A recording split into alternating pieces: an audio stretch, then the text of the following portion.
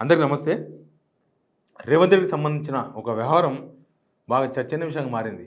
చాలా రోజులకెళ్ళి రేవంత్ రెడ్డికి అధిష్టానానికి మధ్య దూరం పెరిగిపోయింది. వాళ్ళు అసలు పట్టించుకుంటలేరు. ఈయన కూడా కొద్దిగా అట్లట్లే ఉన్నాడు. ఇది ఎక్కడనో దారి తీస్తది. ఇట్లాంటి చాలా చాలా సంకేతాలు కనిపించినాయి.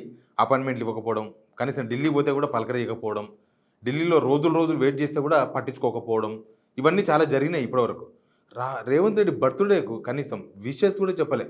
ఏఐసీసీ గానీ, ఏఐసీసీ అధ్యక్షుడు గానీ, మల్లికార్జున ఖర్గే గారు గానీ, లేకపోతే రాహుల్ గాంధీ గానీ, ప్రియాంక గాంధీ గారు గానీ, వాళ్ళ పార్టీకి సంబంధించిన టాప్ లీడర్స్ ఎవ్వరు విషెస్ కూడా చెప్పలే ఆయనకి. కొంతమంది యాక్షన్ చేయండంటే ఓవర్ యాక్షన్ చేసినోళ్ళు కొంతమందున్నారు. భయానికో, భక్తికో, ఈ దుంపదెగ మాకెందుకో విసేజ్ పడేస్తే అయిపోతది కదా అనుకోని విసేజ్ చేసిన వాళ్ళు కూడా చాలామందున్నారు. సినిమా వాళ్ళు మొత్తం అదే పనున్నారు. ఆళ్ళు పావుల యాక్షన్ చేయమంటే రూపాయి యాక్షన్ చేస్తారు కదా! వాళ్ళు శుభాకాంక్షలు చెప్పారు. అసలు ప్రత్యర్థులు, రాజకీయ ప్రత్యర్థులకు కూడా ఇప్పుడు కేసీఆర్ అంటే పడకపోవచ్చు రేవంత్ రెడ్డికి. కానీ కేసీఆర్ బర్త్‌డేకు రేవంత్ శుభాకాంక్షలు చెప్తాడు. రేవంత్ రెడ్డి బర్త్‌డే రేవంత్ రెడ్డికి ఇంకోరెవరో పడకపోవచ్చు. ఈటెల పడకపోవచ్చు. కానీ ఈటెల విషయం చెప్తాడు. ఎందుకు రాహుల్ గాంధీకి మోడీ విషయం చెప్తాడు. మోడీకి రాహుల్ గాంధీ విషయం చెప్తాడు. అంటే రాజకీయ ప్రత్యర్థులు కూడా చెప్తారు. కానీ రేవంత్ రెడ్డికి ఎందుకు చెప్పలే? అసలు ఏంటి? ఏం జరుగుతుంది? ఈ అన్ని విషయాల మీద మాట్లాడదాం. అంతకన్నా ముందు షేర్ చేయండి వీడియోని, సబ్స్క్రైబ్ చేసుకోవడం మర్చిపోవద్దు. మీరు సబ్స్క్రైబ్ చేసుకుంటేనే మనం 10 మందికి వార్తను అందించిన వాళ్ళు అవుతాం. కేసులు పెట్టినా, ఏం పెట్టినా మనం బెదిరేది ఏం లేదు. మీ గొంతుగా మీ సమస్యను కూడా నేను ఇట్లే చెప్తా. అందుకే సబ్స్క్రైబ్ చేసుకోవడం మర్చిపోవద్దు. నేను కొన్ని ఇది రేవంత్ రెడ్డి ట్విట్టర్ హ్యాండిల్ ఇది. రేవంత్ రెడ్డి ట్విట్టర్ హ్యాండిల్లో ఎవరెవరో శుభాకాంక్షలు చెప్పిండ్రు. ఎవరెవరో అనూహ్యంగా దేవిశ్రీ ప్రసాద్ అందరికి థ్యాంక్స్ చెప్పేసిండు. థ్యాంక్ యూ వెంకటేష్ దగ్గుపాటి, తర్వాత కేటీఆర్ కూడా చెప్పిండు. చూడండి మరి కేటీఆర్ కూడా విసేజ్ చెప్పిండు. తర్వాత ఉత్తమ్, ఇంకా మినిస్టర్స్ అందరూ ఆల్మోస్ట్ వీళ్ళందరూ పోయి శుభాకాంక్షలు చెప్పారు. ఉత్తమ్ కుమార్ రెడ్డి వాళ్ళ ఫ్యామిలీతో కలిసిపోయి, నిన్న తిరుపతి రెడ్డి వాళ్ళ బిడ్డ పెళ్ళుండే, వాళ్ళ బ్రదర్ తిరుపతి రెడ్డిది. ఆడిపోయి మినిస్టర్స్ అందరూ అక్కడనే శుభాకాంక్షలు చెప్పేసిండ్రు. అందరు చెప్పారు. కానీ రేవంత్ రెడ్డి సాయంత్రం దాకా వెయిట్ చేస్తే కూడా కనీసం ఢిల్లీకి వెళ్ళి మాత్రం ఒక్క ట్వీట్ రాలేదు. ఢిల్లీకి వెళ్ళి ఢిల్లీ పెద్దలు శుభాకాంక్షలు చెప్పలేదు, బర్త్డే శుభాకాంక్షలు. ఇది చాలా ఇంపార్టెంట్ ఇష్యూ. చెప్పపోతే ఏంది అనొచ్చు, చెప్పపోతే ఏంది కాదు. ఇది అంతర్గత రాజకీయాలు. రేవంత్ రెడ్డి విషయంలో వాళ్ళు పర్సనల్గా కూడా హర్ట్ అయిందని అర్థమవుతుంది. ఇప్పుడు నేను చెప్పిన కదా, రాజకీయంగా హర్ట్ అవుతే రాజకీయంగానే ఉంటుంది. ఇప్పుడు మోడీ బర్త్డే రాహుల్ గాంధీ చెప్పడా? ఇప్పుడు మోడీ చెప్పలేదా రాహుల్ గాంధీకి? చాలాసార్లు చెప్పిండ్రు. ఇప్పుడు మోడీ రేవంత్ రెడ్డి చెప్పలేదా? రేవంత్ రెడ్డి ఏమన్నా బీజేపీ లీడరా? కాదు. కానీ మోడీ కూడా చెప్పిండు కదా, ఇక్కడ కిషన్ రెడ్డి కూడా చెప్పిండు కదా, అందరు చెప్పిండ్రు. కానీ రాహుల్ గాంధీ, ప్రియాంక గాంధీ, లేకపోతే వాళ్ళ ఏఐసీసీ అధ్యక్షుడు వాళ్ళు ఎవరు చెప్పలేదు. ఇది చాలా రోజులకి నిలుగుతున్న వ్యవహారం. అంటే పర్సనల్గా కూడా వాళ్ళు విభేదిస్తున్నారు. రాజకీయంగానే కాదు, పర్సనల్గా కూడా ఒక పరమ శత్రువులాగా చూస్తున్నట్టు అర్థమవుతుంది. పరమ శత్రువు. ప్రత్యర్థి వేరు, శత్రువు వేరు. రాజకీయాల్లో ప్రత్యర్థులు విమర్శించుకుంటారు, ఆరోపణ చేసుకుంటారు, అవసరమైతే కలిసిపోతారు, నడుస్తుంది. శత్రువు అనేవన్నీ సహించరు. కాంగ్రెస్ అధిష్టానం అసలే భరించదు.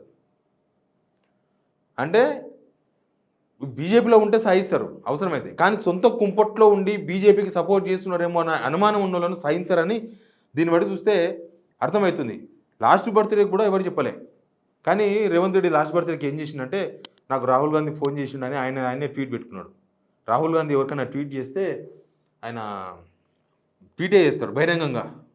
వాళ్ళకున్న 3 ముఖ్యమంత్రులు, కర్ణాటక ముఖ్యమంత్రికి విషెస్ మస్తు వచ్చినాయి, హిమాచల్ ప్రదేశ్ ముఖ్యమంత్రికి మస్తు వచ్చినాయి. ఇప్పుడు రేవంత్ రెడ్డికి కర్ణాటక ముఖ్యమంత్రి, హిమాచల్ ప్రదేశ్ ముఖ్యమంత్రి కూడా విషయం చెప్పారు ట్వీట్లోనే. ఈ పొలిటికల్గా ఏదో ఫోన్ చేసి చెప్పుకోరు, ఇది ఓపెన్గానే ట్విట్టర్లో పెట్టేస్తారు. ఫోన్ చేసినా మళ్ళీ ట్విట్టర్లో పెట్టేస్తారు. ఎందుకంటే అందరికి తెలవాలి కదా శుభాకాంక్షలు చెప్పిన సంగతి, వాళ్ళ మధ్య రిలేషన్ సంగతి అందరికి తెలవాలి కదా. చూస్తే ఎక్కడ కనిపిస్తలేదు మల్లికార్జున ఖర్గే ట్వీట్.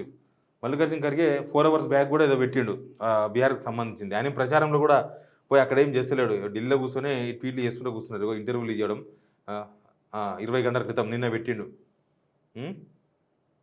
ఇది 22 గంటల క్రితం పెట్టిండు. ఇంకో టీవీ ఛానళ్ళకి ఇంటర్వ్యూలు ఇచ్చిండు, ఇంకో బయటలు ఇచ్చిండు. కానీ రేవంత్ రెడ్డి ఒక విషెస్, ఒక శుభాకాంక్షలు మా ముఖ్యమంత్రి ఇక మా ముఖ్యమంత్రి బాగుండాలనో, మా ముఖ్యమంత్రి మొత్తం వెలుగులు నింపాలనో తెలంగాణకు, కాంగ్రెస్‌కు ఒక బలమైన శక్తిని తేవాలనో, ఏదో ఒక వాంటెడ్ ఏదో ఒకటి ఉంటది కదా! ఏమి లేదు. ఇక రాహుల్ గాంధీది కూడా ఒకసారి చెక్ చేద్దాం. రాహుల్ గాంధీది కూడా ఏం లేదు. రాహుల్ గాంధీ కూడా ఎటెటో పెట్టిండు. ఆయన కూడా బీహార్ ప్రచారంలో ఉన్నాడు.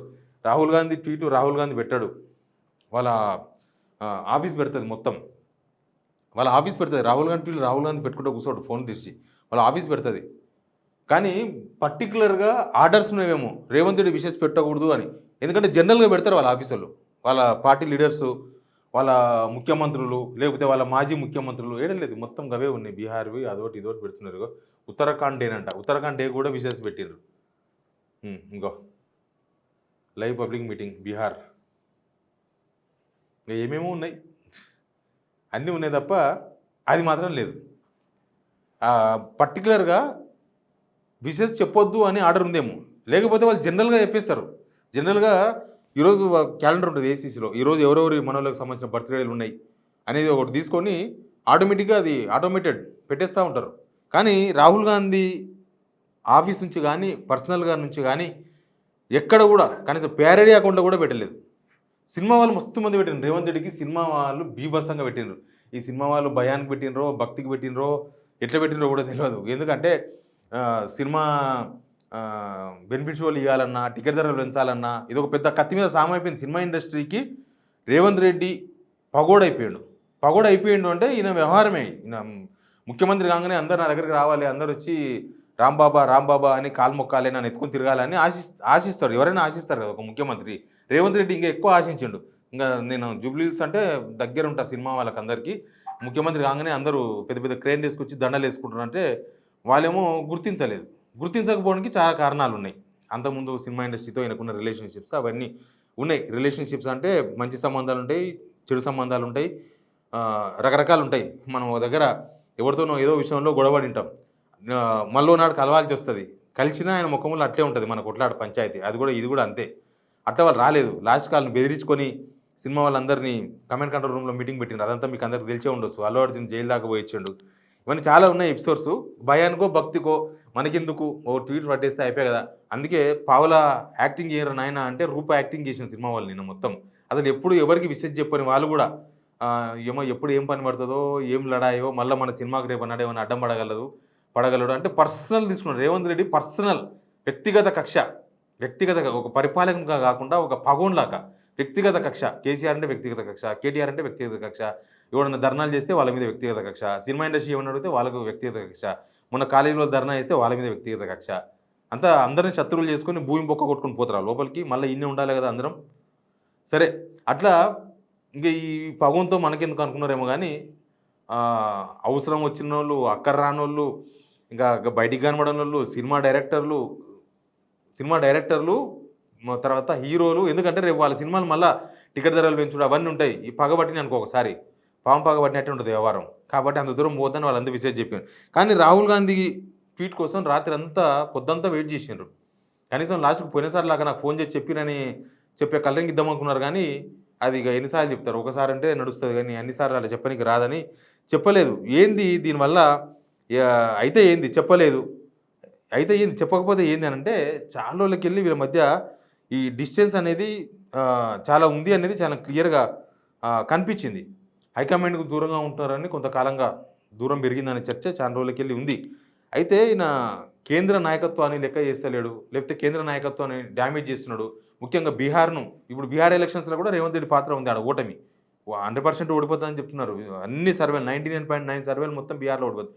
ఏంటంటే మొన్న ముస్లిమ్స్ మీద చేసిన కామెంట్లు, ఈయన అంతకుముందు బీహార్లో మీద చేసిన కామెంట్లు, అట్లాంటివన్నీ చాలా ఉన్నాయి. ఇవన్నీ కూడా ఉన్నాయి. రేవంత్ పట్ల గాంధీ ఫ్యామిలీ తీవ్రమైన అసంతృప్తితో ఉంది. ఇది హైకమాండ్ ఇట్లా నిశ్శబ్దంగా ఉండడం కూడా పెద్ద డేంజర్. ఇది తాత్కాలిక నిశ్శబ్దమే ఉండొచ్చు, కానీ ఇది ఒక అసంతృప్తిని సూచిస్తుందని చాలామంది మాట్లాడుతున్నారు.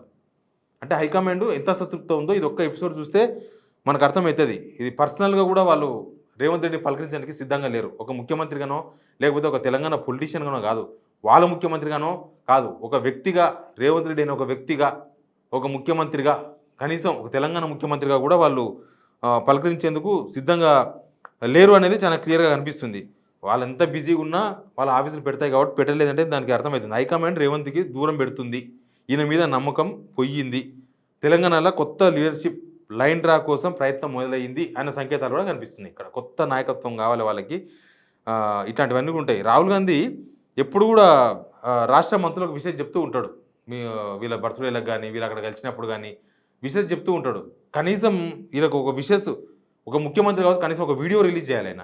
కనీసం వీడియో కూడా ఒక రిలీజ్ చేయలేదంటే ఇదంతా ఒక మౌన బహిష్కరణ అంటే తెలుగులో నేను బహిష్కరణ. హైకమాండ్ రేవంత్ రెడ్డిని బహిష్కరించింది, మౌనంగా బహిష్కరించింది. మేము బహిష్కరిస్తున్నాం పో అని చెప్పకుండా పలకరింపులు బంద్ చేసిందని చాలా స్పష్టంగా అర్థమైంది. ఇది ఒక వీకెస్ట్ ముఖ్యమంత్రి, వీకెస్ట్ లీడర్, వీకెస్ట్ పొలిటీషియన్ ఎట్లా అయిందంటే ఇట్లే అయ్యిండు. కాంగ్రెస్లో హైకమాండ్ పట్టించుకోకపోతే ఎవరు పట్టించుకోరు, అంతే. అది హైకమాండ్ పట్టించుకుంటేనే ఆ మనిషికి వాల్యూ. రేవంత్ రెడ్డి పార్టీ లోపల కూడా ఏం పరిస్థితి బాగలేదు, మంత్రులు కూడా పోయి పలకరించి వచ్చిండ్రు ఆడికి పోయి, అంతే ఉంటుంది. పలకరింపు వరకే ఉంటుంది, వ్యవహారం అంతా వేరే నడుస్తూ ఉంటుంది. కానీ ఎనీవే ఇది ఒక పెద్ద హాట్ చర్చ నడుస్తుంది. రేవంత్ రెడ్డి బర్త్డేకి అందరు విషయం చెప్పినా ఆయన అసంతృప్తిగానే ఉన్నాడు. ఆ హైకమాండ్ చెప్పకపోవడం, అది కూడా బహిరంగంగా కనిపించకపోవడం, బహిరంగ వాళ్ళు అసంతృప్తిని బహిరంగంగా వ్యక్తపరచడం, మౌనంగా వ్యక్తపరచడం అనేది ఫ్యూచర్ పాలిటిక్స్కు, ఫ్యూచర్లో రేపు ఫ్యూచర్ అంటే రేపు ఇంకో గంట ఒక నిమిషం తర్వాత కూడా ఫ్యూచర్ స్టార్ట్ అవుతుంది. ఏం జరుగుతుందో అనేది కొంత ఇంట్రెస్ట్గా అయితే ఉంది, చూద్దాం. Please subscribe signal TV.